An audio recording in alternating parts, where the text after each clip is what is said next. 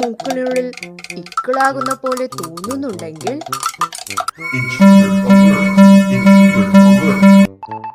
നിങ്ങളുടെ ബ്രെയിനിൽ ഈ മെസ്സേജ് അഥവാ സന്ദേശം ലഭിക്കും.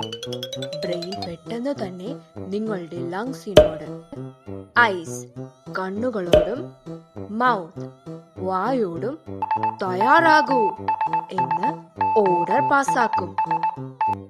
നിങ്ങളുടെ ശരീരം ഒരു ദീർഘശ്വാസമെടുത്ത് ലങ്സിൽ ശ്വാസം നിറയ്ക്കും. പിന്നെ 3, 2, 1